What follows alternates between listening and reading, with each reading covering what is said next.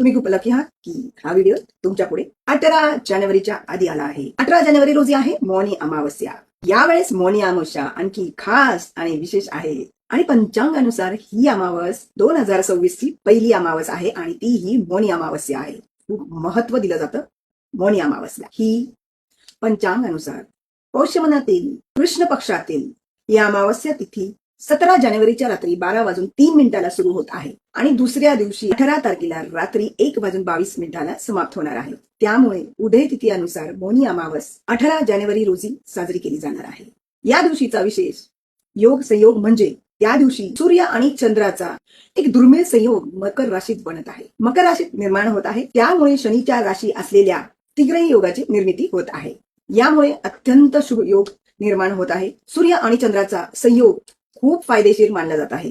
खूप बेनिफिट्स मिळणार आहे. याच दिवशी सर्वार्थ सिद्धी योग सुद्धा आहे. मौनी अमावस्या जो दिवशी ब्रह्ममुहूर्तापासून सूर्य उदय हा जो काळ आहे, या काळात जर तुम्ही समुद्र नदी असे स्नान घेता तर तुमची सगळी नेगेटिव्ह एनर्जीज तिथेच रिलीज होते. तर खूप शुभ मानले जातं. पूर्ण कुंभामध्ये आपल्याला ते पाहायला मिळालं होतं. लाखोच्या संख्याने लोकांनी तिथे स्नान केलं होतं. तसंच यावर्षी पण जर तुम्ही या ब्रह्ममुहूर्ताच्या वेळेस कुठल्याही तीर्थक्षेत्रात जर नाशिक, त्र्यंबकेश्वर किंवा जिथे जिथे कुंभमेळा भरते तिथे जर तुम्ही स्नान करत असाल त्या नदीमध्ये तर तुम्हाला त्याचा लाभ या 18 तारखेला सुद्धा मिळू शकतो.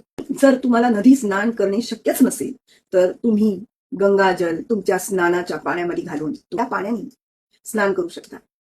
अशा रीतीने या अमावस्येला तुम्ही मौनी अमावस्येला नेगेटिव्ह एनर्जीज रिलीज करण्याचा नेगेटिव्ह एनर्जीज खूप दीर्घ आजार आहे किंवा क्रॉनिक डिझीज तुम्हाला चालत येत आहे तर प्लीज या दिवशी गंगाजलनी स्नान करणे आवश्यक आहे आणि थोडंसं गंगाजल आपल्या स्नानात आपण मिक्स करावे आणि त्याचं स्नान घ्यावे. थँक्यू.